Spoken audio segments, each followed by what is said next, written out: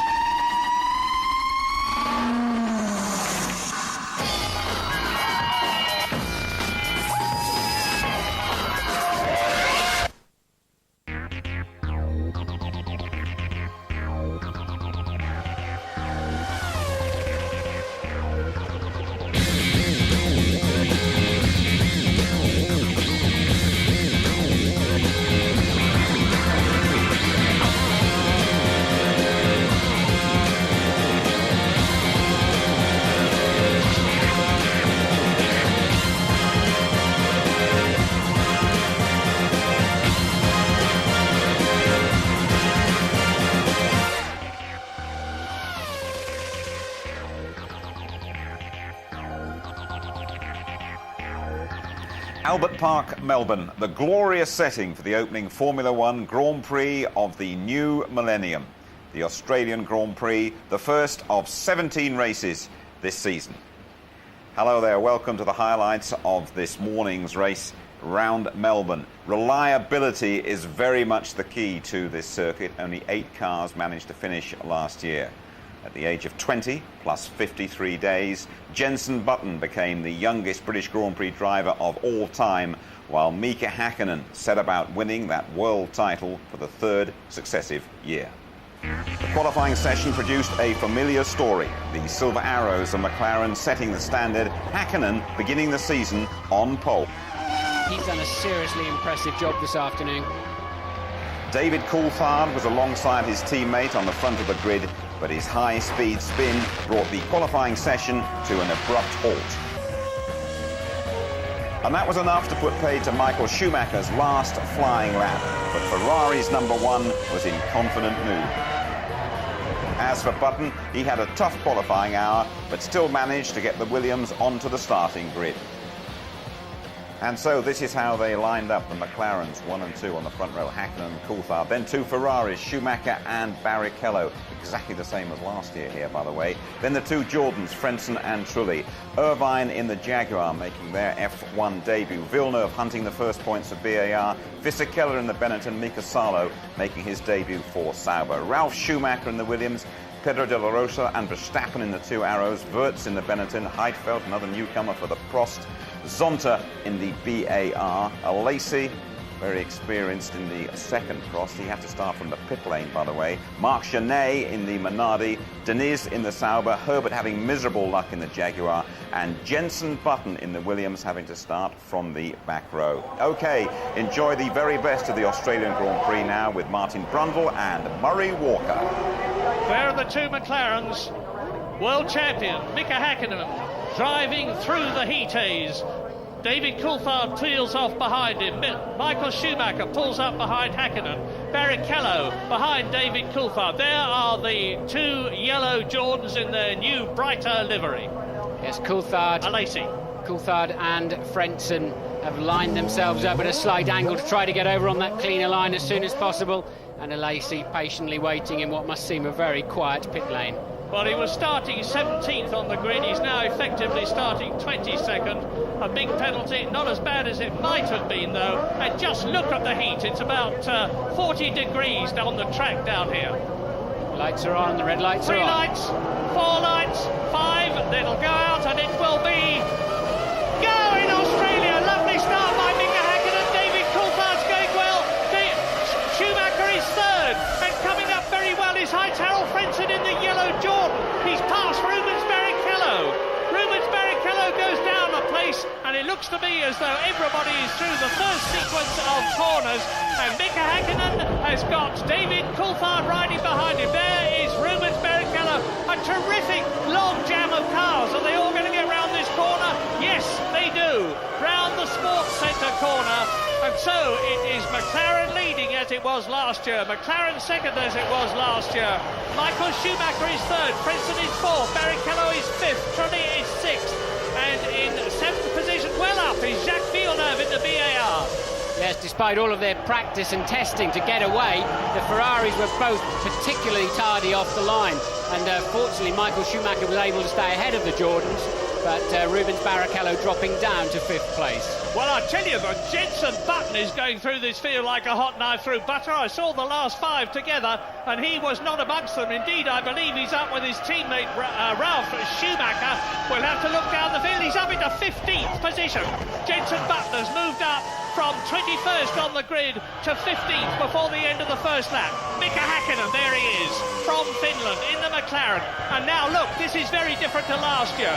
Last year, the 2 McLarens, Häkkinen and Coulthard, majestically strode away from Michael Schumacher. They're not doing it this time, but the first 3 are stretching away from the first Jordan. Lap 1 completed, look at the gap there. This is great stuff already, and we've got to have 58 laps of this. It's going to be a long, hard, tiring race. Hard on brakes. When are the fuel stops going to come? McLaren, Ferrari, Jordan, Ferrari. Marc Genet has gone into the pits already, and at the end of the first lap, Jenson Button is in 15th place.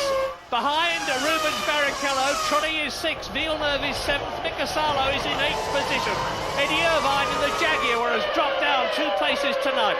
And Herbert is out of the race. Johnny Herbert, who's had an appalling weekend, is already out of the race. He's at the end of the pit lane here, so he's past the white line, now in vision with you, and well, no way they can recover that car. And this is why Johnny's out of the race. Look, he was minding his own business, going around the outside, and a Sauber and probably a BAR on the inside touch, and just ran into him, has clearly damaged his car. Well, you're watching now the Jordan followed by the Ferrari. It's Frentzen and Barrichello. Just behind them in 6th position is Jarno Trulli. Where is Johnny Herbert's teammate Eddie Irvine in the other Jaguar? He started 7th. He's been passed by both the arrows of Verstappen and De La Rosa and Mika Salo's Sauber and Villeneuve's BAR. So Eddie Irvine, the man who won this race for Ferrari last year, is down in 11th place. And Mika Häkkinen has now just made another fastest lap of the race. He's really flying. 1 minute 33.9. Well, Barrichello's got a job on to pass that Jordan, which is not too slow in any part of this racetrack. Barrichello's got the faster car at the moment, that's clear to see. But has he got enough of an advantage? There really are so few places around here. The braking and turn-in areas are short and very high-speed turn-ins, for example, into this chicane, and doesn't offer any overtaking opportunities. That's Alesi trying to make up ground, trying to overtake the Sauber, and clearly locks the rear wheels, probably on downshift as he headed into the apex with a bit too much speed. And that's put him probably straight to the rear again. Yeah, his dander is well and truly up. He has made his way up from last to 18th. As we look at Jacques Villeneuve now, 7th position in the BAR, and right behind him is Mika Salo in the Sauber, the man who drove for Ferrari and BAR last year. Salo in the Sauber with the Ferrari engine, and Jacques Villeneuve will be looking not just for another finish, he didn't have many of those last year, but for BAR's first point as Pedro de la Rosa and Verstappen have a look at Mika Salo. The new orange arrows are going magnificently with the Supertech engine. They've got a brand new chassis, they've got 2 very tidy drivers, and one of them, Pedro de la Rosa, you can see in 10th position, is swarming about all over Salo, and behind the second one, Jos Verstappen, is Eddie Irvine in the Jag. Yes, and I'm expecting that arrows to be quick through the entire race. Looking at it, remember I said in qualifying yesterday, it's very supple at the rear. It seems like it rides the track and the bumps and the curbs, and I think that'll pay dividends if they're doing very long stints to keep the tyres better intact. Running quite wide there, Verstappen, but the arrows seeming to be confirming their winter season pace. Salo doing very well there in 8th place too in his first race for Sauber. Lap 6 out of 58. There's the leader, Mika Häkkinen. You can see how far he is ahead of David Coulthard. Look now for the Ferrari of Michael Schumacher. It's about 2.8 seconds down the road as Häkkinen comes through to complete his 6th lap. Eddie Irvine has spun, and it looks as though both Jaguars are likely to be able to shove off, says Eddie Irvine to the marshal. Yeah, well, the engine stalled, so Eddie's just trying to manoeuvre at three-point, turn it out of the way, and he wanted to decide which direction it was going in. So the safety car is standing by, we see from the computer here, but I think they'll clear that more than quickly. Oh, there's a wheel off there too, so whose wheel is that? Somebody else must have crashed in there too, you know, because Eddie Irvine had 4 wheels. Eddie Irvine had 4 wheels on his car. Look, there it is. So somebody else, not in our... Safety car is out. Safety car deployed, and we think it's Della Rosa has gone off into the wall. Eddie, from the camera angles that we could see, it was a bit difficult to tell who collected who. Talk us through it. No one collected anyone. Della Rosa just hit the wall and bounced out in the middle of the road. I lifted to slow down. The car just spun the minute I lifted, which is a handling thing we've been talking about. Hakkinen leading, Coulthard second, Schumacher third, fourth is Frentzen in the yellow car, fifth is Barrichello in the Ferrari, sixth is Trulli in the second Jordan, seventh is Jacques Villeneuve in the VAR, eighth is Mika Salo in the Sauber, ninth is Fisichella, 10th is Ralf Schumacher, and the safety car is in, and the Australian Grand Prix again is go! Hakkinen, Coulthard, Schumacher, and the gap between them 1.4 seconds.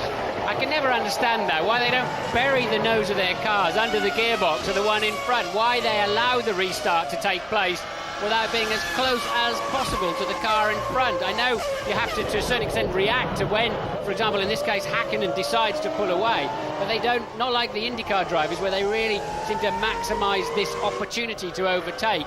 The F1 drivers seem quite happy to go in line astern.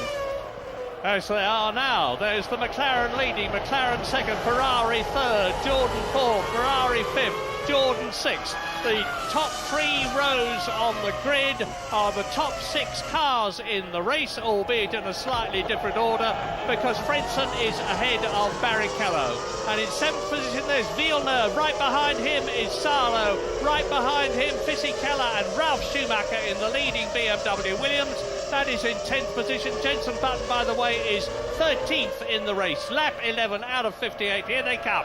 Michael Schumacher very close to David Coulthard this time around, not close enough to have a stab in the braking area, but he's certainly giving David something to look at in his mirrors, and Schumacher making a better fist of this early part of this restart when, as I said, all the temperatures are down, and Hakkinen, as ever, scampering away. And Barrichello challenging the Jordan in front of him of Heinz Harald Frentzen. In comes David Coulthard. Now, this is a very, very early stop. Good heavens. Whatever strategy he's on, I wouldn't have expected a 2-stop strategy to come in before another 8 laps. I wonder if he's got a puncture. There was a lot of debris on the track from the Della Rosa accident.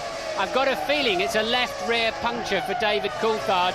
It looked a little bit out of shape, that tyre. Bit of a guess on my part there, but I can only assume it's a puncture from Coulthard. Well, it must be that, and Coulthard, of course, is losing place after place after place, and Michael Schumacher has now only got one McLaren in front of him, and it is the McLaren of reigning world champion Mika Hakkinen. Mechanics are having a look at something else at the back there. David's obviously reported in, hey, I've got a funny handling, and what are they doing now? They're working on some kind of inlet on the side pod there, so they normally put some kind of electrical umbilical cord in there. He's got a fire in there, look. He's got a fire. James, can you see anything? Yeah, a huge amount of smoke coming out, as you say, from the left side pod, trying to clear something. I think he may have picked up some debris. It may well just be moisture. Mechanic's happy. Car is on its way. It wasn't a fire. It was just a precaution. A little bit of a blast of the carbon fire extinguisher just to keep the underside of the floor cool. And, of course, he is now very much last in the race. David Coulthard came in on lap 14 last year to retire with broken throttle assembly. Mika Hakkinen followed him later on during the race. And now Coulthard down last of all. No, look, there's a lot of smoke coming out of there, Murray. Sorry to interrupt you, but a lot of smoke coming out of the back of Coulthard's car as he turned into that corner. Oh, yes, yeah, there it is. That's it. David Coulthard out of the race. Well, it's a brand new Mercedes engine produced by Ilmor over the winter. Oil pouring out from underneath. I saw fluid dripping out from underneath, so the oil and the water jackets have been mixed up in the middle there somewhere, and a fairly terminal engine failure for Coulthard. He's about as lucky as Johnny Herbert, isn't he? Lap 13, Hakkinen leads Schumacher by just over 2 seconds. Frentzen is up into third place, challenged by Rubens Barrichello. There is the leader. Fifth is Jarno Trulli, he's moved up a place. In the points is Jacques Villeneuve in the VAR, followed by Mika Salo. Fisichella is 8th, Schumacher is 9th, Jenson Button is up into 12th position.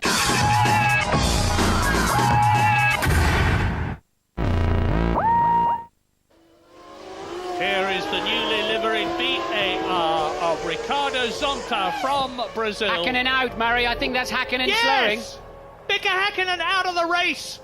Both McLarens, as they were in 1999, retiring, and Michael Schumacher goes into the lead. And it looks as though if he can keep going, he's in a very strong position to do well in Australia, which is something he has never done before. Mustn't get too excited about the situation, but a very, very unhappy race for McLaren, as it was last year. Last year they had the fastest car, but they had problem after problem through the season. And there's no doubt about the fact that it was reliability that cost them the Constructors' World Championship. Schumacher leads. The flags are flying. There is the proof. Schumacher leads the Australian Grand Prix. Hakkinen is out of it. Coulthard is out of it. Frentzen, as he was last year, is in second place, but behind a different Ferrari. Last year it was Eddie Irvine's car. This year it is that man's car, Michael Schumacher. And another retirement now. Pedro Diniz in the Sauber, so that means we're going to be down to just 15 cars. Only 8 finished last year. Mika Hakkinen adjusting his new hairstyle as he takes his helmet off. But Michael Schumacher, now with some 38 laps still to go, leads by a comfortable 17 seconds from Heinz-Harald Frentzen. Rubens Barrichello right behind Frentzen's Jordan. And by keeping an eye on Jenson Button for Britain, because he's now moved up into 11th position as a result of the disappearance of Mika Hakkinen. Just one place off the top 10. Well, this is a curious lap from Barrichello. We just happened to go on board with him. He's done 2 green sections on the computer, his fastest 2 sections of the race so far, after 22 laps completed on their 23rd, coming towards the end of it now, and has suddenly zoomed right up to the back of Frentzen. Probably he's been told to pick the pace up a little bit.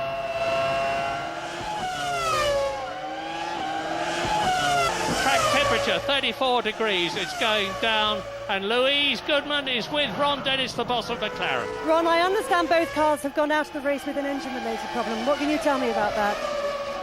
Yes, that's quite correct. They suffered exactly the same failure, which was a pneumatic failure in the valve gear, which is exactly the problem we had with 2 engines in qualifying yesterday, or practice in the morning. What's obviously frustrating is that, you know, we complete thousands of miles testing to avoid these sorts of problems at a Grand Prix, and probably some spec change has occurred between the last test and the preparation of these engines, which has caused these failures to occur. On the positive side, they're all exactly the same. It is a small failure, and as such it will be technically very difficult to resolve, but when you're dominating a race and already in a situation where you're conserving fuel and dropping the pace, it's very frustrating. I think it was a comfortable result, and makes it a little bit more difficult to accept. Thanks for talking to us. New fastest lap of the race from Michael Schumacher. Strangely, pole position was slightly slower this year, and that's unusual, but the race pace is faster. Michael's still putting out over a second a lap on his pursuers, and he's lapping best part of 2.5 seconds a lap faster than, for example, the Williams, the Benetton, and the midfield group that are running from 5th through down to Jenson Button in 11th place. 2.5 seconds a lap faster. James is with Mika Hakkinen. Mika, you were driving so well there. You must be incredibly disappointed. Yes, extremely. I am very disappointed, but luckily we have still as much races to go like was total last year, so I think I still have a pretty good chance to score some points this year. Last year, Ron said he'd like to lead this race. That's more important, even if you're retired. Do you still feel that way? Do you feel you have the edge over Ferrari from what you've seen this afternoon? I think we are very competitive at the moment, very strong, and I'm happy with the speed of the car, but not happy to finish in the Grand Prix. And like you probably heard me yesterday saying, you know, what is important here to come here and score some points. Top 6 for scoring points, I'm happy. That did not happen, so it doesn't feel very nice at the moment. Thanks a lot, Mika. Out of the race goes Jean Alesi, and the Ferrari mechanics are out, presumably to bring in Michael Schumacher, the race leader. I wouldn't think, Martin, that they're bringing Barrichello in and hoping there's going to be a change between him and Frentzen as a result of a quicker Ferrari pit stop. Well, they may have left Michael slightly lighter at the beginning of the race to give him a chance to pass the McLarens and still stay on a one-stopper. Or they could be thinking of, is Schumacher coming in the pits now? They could have been thinking of trying to get Barrichello past Frentzen by stopping him very early. In fact, they might be better off stopping him very late. As James said at the beginning of the show, Jordan traditionally have a big fuel tank. James is down at the Ferrari pit. Michael, with the new speed limit here for this year of just 50 miles an hour, it seems an eternity. And of course, as the world champions, they're right at the far end of the pit lane. 80 kilometres an hour, it seems so slow in comparison with last year. Really is going to have a huge effect on the pit stops this year. A set of used tyres, scrub tyres we call them, going on. The teams have found that they go really, really well. 12.2 completely normal, one-stop fuel load, slightly slow, but hey, they don't need to rush these guys. Now, of course, Ross Brawn has got to think very hard about how he gets Rubens Barrichello in front of Frentzen, given that Frentzen is obviously going to run long on this first stint. Well, Michael Schumacher has joined just in front of Jarno Trulli, which means to say that Frentzen leads. Barrichello is in second place. Salo has pitted from 6th position. Presumably that was a regular pit stop, and that puts Jensen Button up into 10th. Salo currently running 11th, but I think it was a scheduled stop. Now, I thought I saw Trulli emerging. No, it was one of the Minardis. The liveries of the Jordans and the Minardis are very similar this year. It's a much brighter yellow, as you can see for yourself, for Jordan, partly to defer to Deutsche Post, which is one of their new sponsors, and a large amount of money is being put into the Jordan team. You'll see the trumpets on there they are on the airbox. New sponsors all round, because as I said earlier on, there's a lot of high-tech money going into the teams, not the least of which is coming into the Arrows team from Orange. Yes, Rubens will be ruining that poor start, won't he, with on the 33rd lap of the race. And, well, look how much it's cost him. He's still tucked up behind Frentzen. But I have to say, not exactly carrying him around every corner either. So Rubens appears to be pacing himself slowly, but he needs to pick that pace up because Michael in the sister car has been going significantly faster. And as a result of the disappearance of Jean Alesi, Jensen Button in his first Grand Prix for BMW Williams is in 10th position. He is in the top 10. The Ferrari pit crew are getting ready again, and this time, of course, it will definitely be for Rubens Barrichello as Heinz-Harald Frentzen is coming up to the traffic. Salo in front of him. Yes, unless Frentzen, that's a Sauber I think in front, but unless Frentzen gets badly held up in the traffic, then in fact it's a Prost, then this is not going to work for Barrichello. Michael's gone out and he's lapping some 2.5 seconds slower now with that extra fuel load. So clearly pitting early is not going to help Barrichello at all. He just needs to hope that Frentzen gets caught up in some traffic, but so few cars on the road this afternoon, that's unlikely to happen. So we're riding with Rubens Barrichello from 3rd position. He made a brave try to get past Heinz-Harald Frentzen as they were lapping Nick Heidfeld in the frost, but comes up into the pit lane. Up on the jacks goes the Ferrari. Off come the old tyres and wheels, on go the new ones. Out comes the fuel filler. 9 seconds.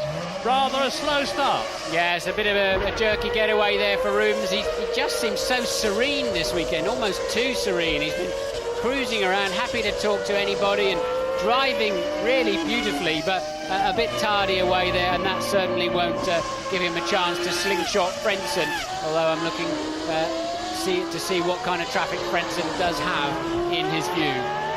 So there is Rubens. You can tell the difference between the two Ferraris, incidentally, by the yellow flashes on the extremities of the front wing and on the roll bar over the airbox, and you certainly need them. He's coming up to Jenson Button now. This is going to be interesting to see how the young Englishman in his first Grand Prix in the BMW Williams, it's their first Grand Prix together, copes with new boy at Ferrari, Rubens Barrichello. And Barrichello is in his 113th Grand Prix, despite his comparatively tender age of 27. Off goes the Jordan, and it's Jarno Trulli from third position. Now Button is actually running 7th at the moment, or he was. Now he's in 6th position. Jenson Button is in a position at the moment, and it's a long way still to go, to score a World Championship point in his first race. Jarno Trulli blows it in his first race for Jordan, disconsolately walks away from the car out of the gravel trap. Here it is. I think it's going to be a mechanical failure, not a driving error though, Murray. Yeah, look, the engine's letting go and locking the rear wheels. You have to get the clutch buried very quickly, and then the hydraulic pressure fades away, and that's an oil fire at the back of the car there. As you know, it then quickly burns itself out, and in comes Frentzen for his stop. Frentzen from the lead of this Grand Prix. We're assuming now he was just 14 seconds ahead of Michael Schumacher, and it's about a 28-second total cost to come in the pit lane. So Michael Schumacher will regain the lead. The big story is, where will Barrichello end up? Will he end up in front of or behind Frentzen? My guess is behind. Let's see what sort of job Jordan can do there. Look, they've got a refueling problem. Look, the refueler's not gone on yet. Not even on at all, so this plays beautifully into Barrichello's hands, and they're still shaking their heads. They can't get the refueler started. It looks like it may be putting fuel in now. The car must be getting so hot sitting there. 23 seconds, so disastrous stop for the Jordan team. Hear this! Lap 37. Michael Schumacher leads. Jacques Villeneuve is in second position. Ralf Schumacher in the BMW Williams is third, and Jenson Button is in fourth position. Incredible! Rubens Barrichello is in fifth place. Frentzen, there he is, fighting hard to recover what was the lead, and is now very, very much down the field for him. This race is getting red hot as into the pits comes at Villeneuve. There is the proof in front of you, and I saw one of the BMWs coming in. There is Jenson Button coming in for his race stop. That's the first ever pit stop of his career.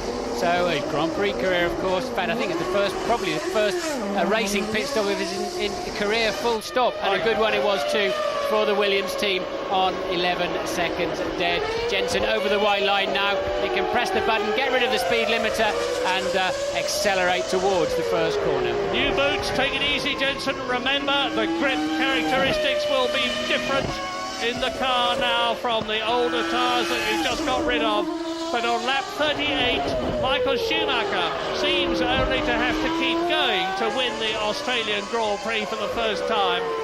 But I dare not make any promises. I hardly dare speculate, because, as I said, BMW, who are entirely new to Grand Prix racing since they left it so long ago when Nelson Piquet won with a Brabham BMW Turbo, but they're looking mighty good at the present moment as Ralf Schumacher follows his teammate Jenson Button in for a pit stop. He follows in from second position. Now that means that Barrichello will definitely move up into second place in the Ferrari.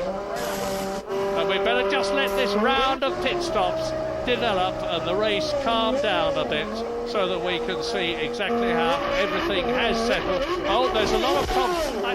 I was wondering if it was a heat problem. But it's not all that hot. 24 degrees air temperature. Ralf Schumacher, who finished third last year, going well, and we've got news from Louise Goodman. Yeah, disastrous couple of laps for the Jordan team there. As you rightly surmised, Martin, that was an engine problem for Trulli. And then, of course, Frentzen, the refuelling problem. That was a stuck nozzle. That's obviously a serious blow to his hopes of repeating last year's result when it was all going so well for the team. Bad news for Jordan. Thank you, Louise. That 11-second stop for Jensen worked out just fine. It's actually put him ahead of Zonta and particularly Salo. Salo must have had some kind of drama. So Jensen in 7th place. Ralf Schumacher, we haven't really seen. He's got to complete his outlap yet. I suspect that's going to put him down around 5th place. Well, things have got to settle down, but quickly, here are the first 6 on lap 39. Schumacher leading Barrichello now. Ferrari first and second. Ralf Schumacher's been into the pits. Frentzen third, Villeneuve fourth, Fisichella in 5th position, and Jenson Button is in 6th place. Time for a break.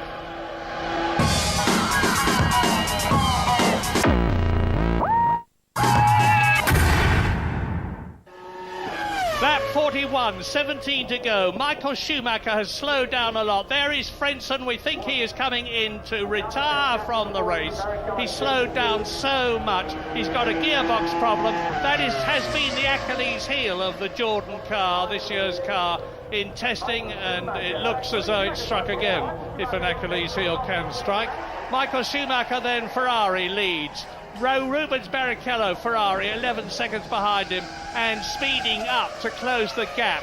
Ralf Schumacher in the BMW Williams is 3rd, Villeneuve is 4th, Fisichella is 5th, and the second BMW Williams of Jenson Button is in the points in 6th place. Now let's ride with Barrichello and look at the master in the front, Michael Schumacher, at work for Ferrari, seemingly on his way to his 36th Grand Prix victory out of the 127 Grand Prix he will have driven in by the conclusion of this one. Now, Barrichello, new to Ferrari, if he finishes second to Michael Schumacher, he can be very proud of himself.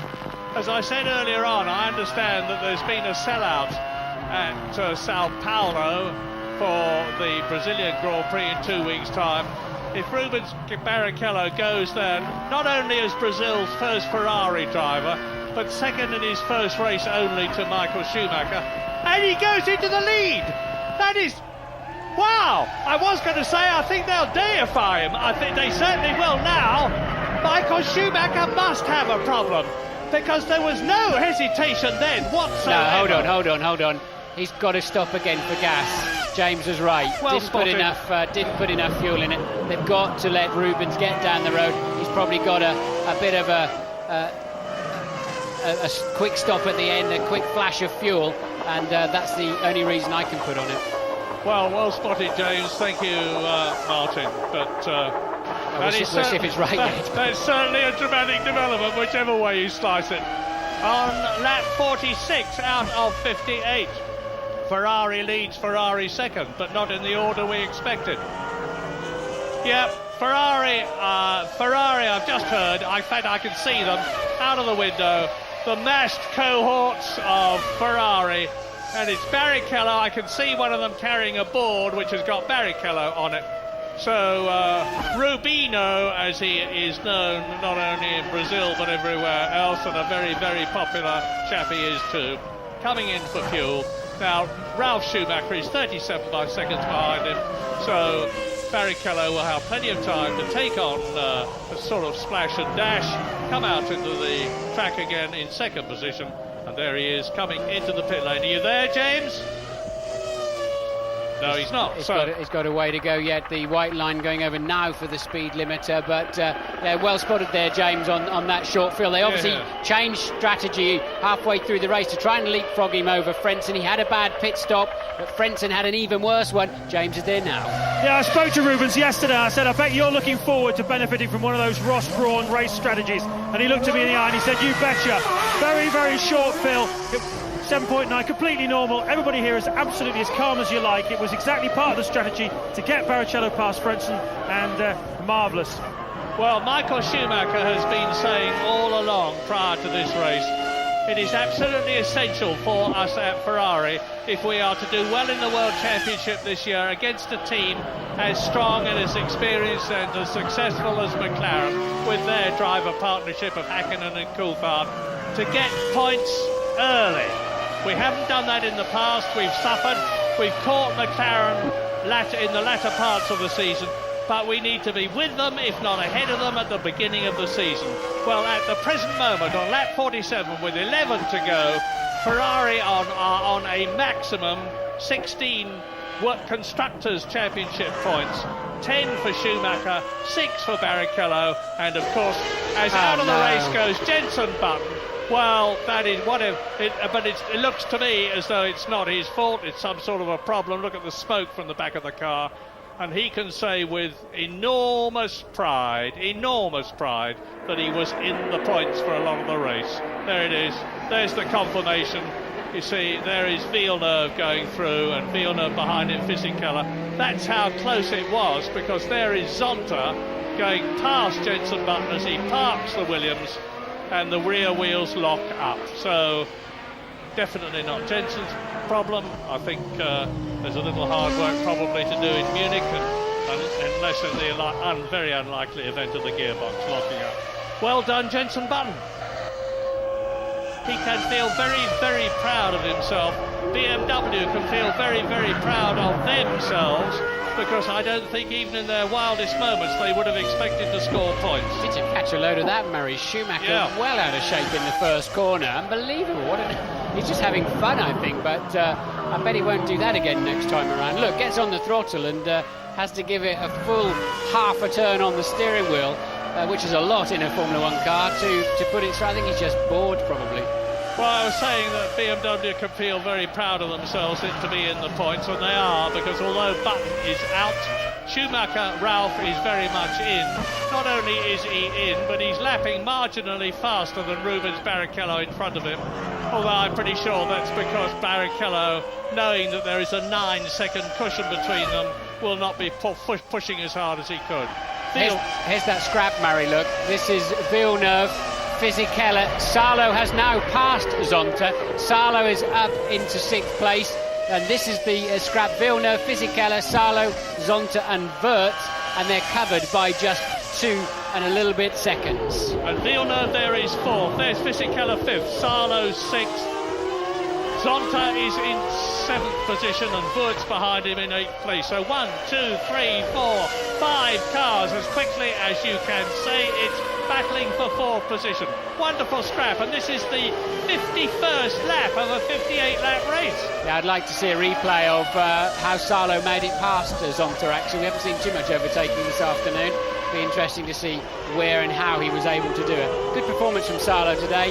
As I said, I think he lost out in the pit stop somewhere, but he's getting it back up into the points. And at the moment, BIR look like they could be in for their first ever World Championship point. Here we go, look, we have got a replay. Salo taking a dive up, I think that's into turn 9. Good move there, made it stick, kept his line, and off he goes. Now, Michael Schumacher out there in front for Ferrari. I said earlier on that he's had a great deal of bad luck, ill fortune in Australia. If he wins this one, it's not only going to be... Oh, and Zonta having a look. It's going to be Michael Schumacher's first race win in Australia if he wins. He's got 2 laps to go, each of 3.3 miles at the end of this one. He's on his 56th lap.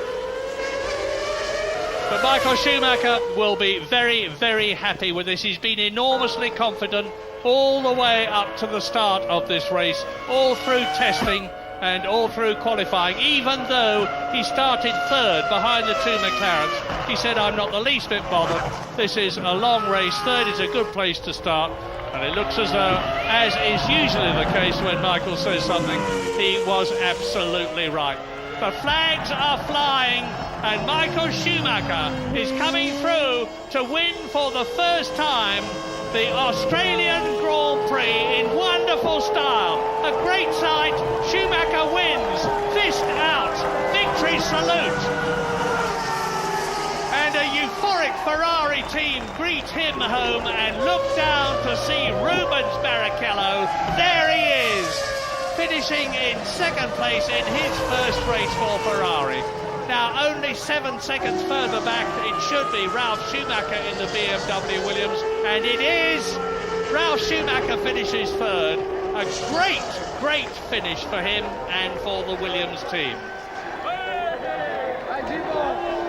But the man of the day, as we have seen so very often in the past, is the great double world champion Michael Schumacher, making a wonderful start for his attempt at a third world championship in the year 2000.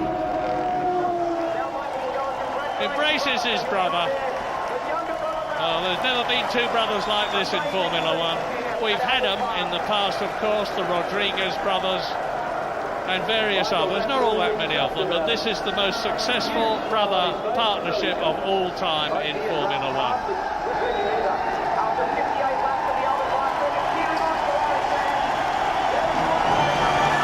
Well done, Michael, well done, Ferrari, well done, Ralf Schumacher and BMW Williams, and let us remember too, well done, Jenson Button.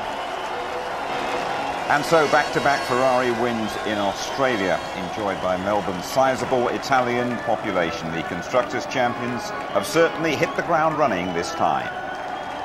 You've got the good start that you didn't get the last 2 years. How do you see the season ahead now?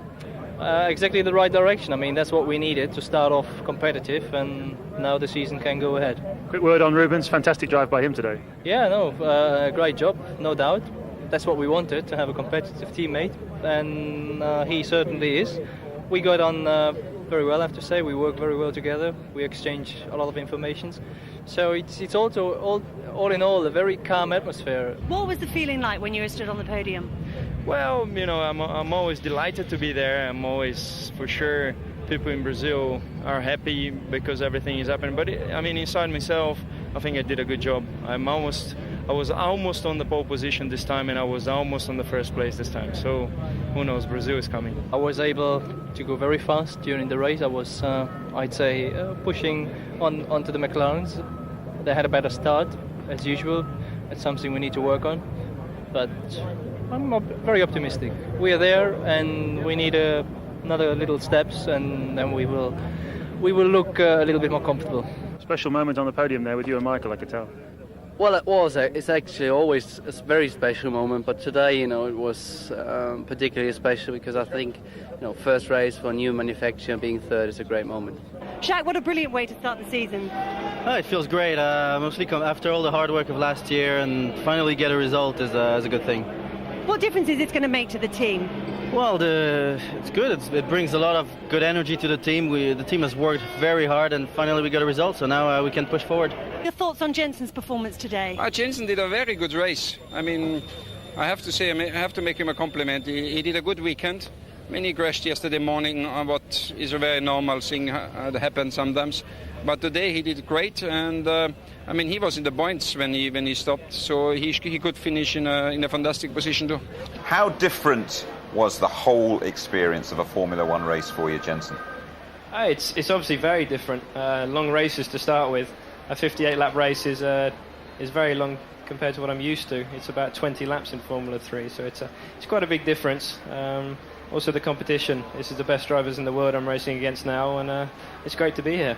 Physically, did you feel it in the later stages? Very, very hot out there, very demanding? Yeah, just after the just before the pit stop, so I started getting a bit tired, but after the pit stop I was raring to go again. I don't know what, maybe I had an extra booster or something, but coming out the pits and being in sixth definitely helps. I tell you, it's really good to have you with us. It's really good to have you throughout the season. Thanks for joining us now.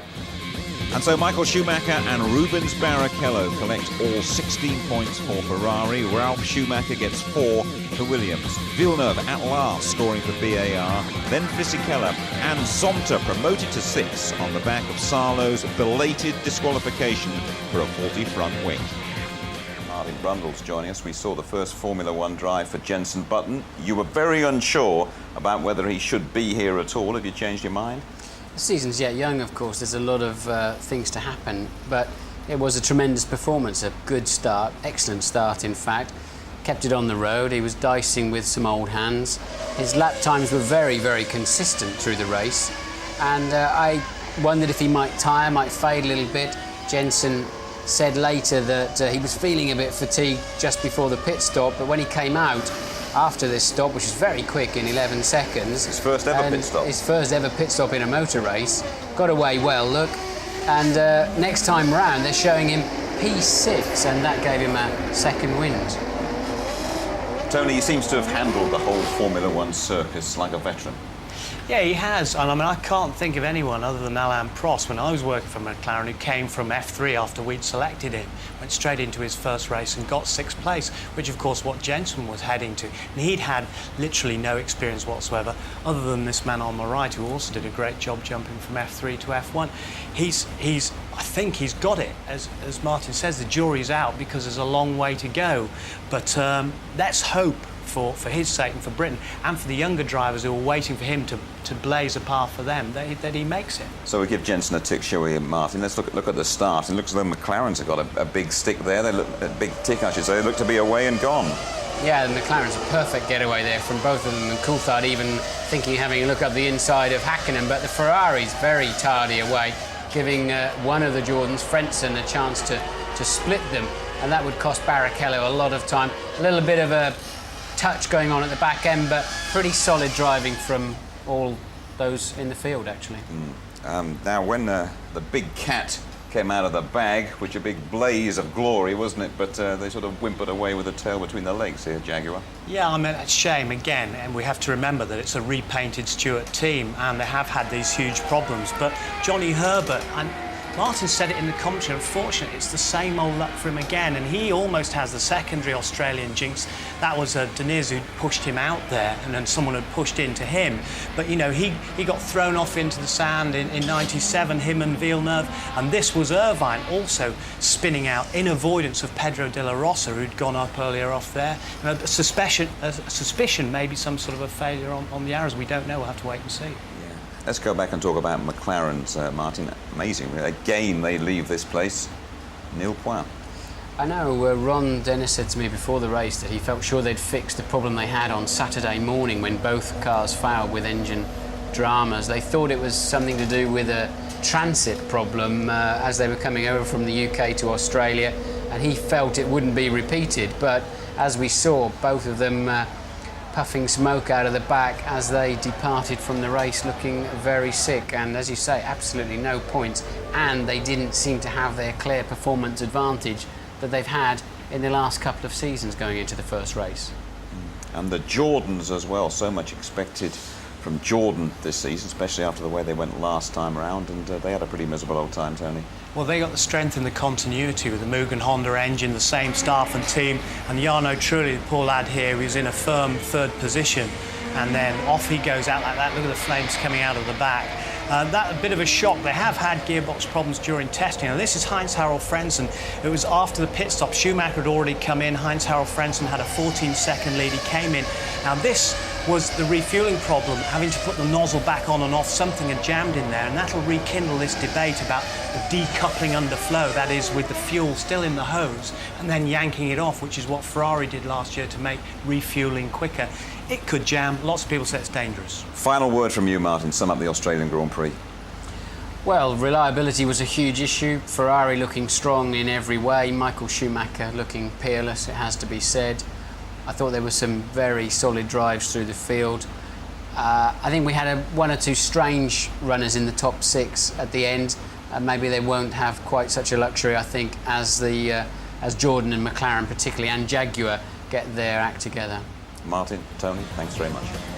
ITV2, Monday night, a repeat of this highlights programme at 8 o'clock. And a couple of weeks' time, we go to Brazil. Stand by for Rubinho fever there. Lots of support for Barrichello, qualifying live 3:30 on the Saturday afternoon, and the race, our coverage starting from 5:20 on the Sunday. Highlights at 11:15. And so Michael Schumacher is a winner at last in Australia, and so is Jenson Button, thrown in at the deep end, down under, but emerging in great style. Good night to you all.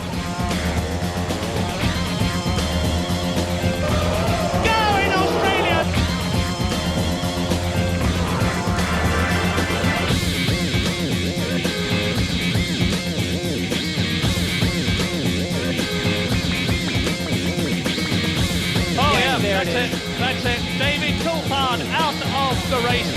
Mika Häkkinen out of the race.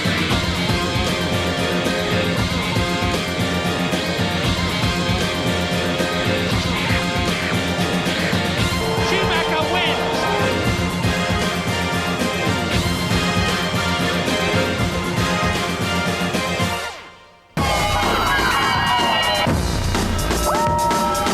F1 on ITV in association with Texaco.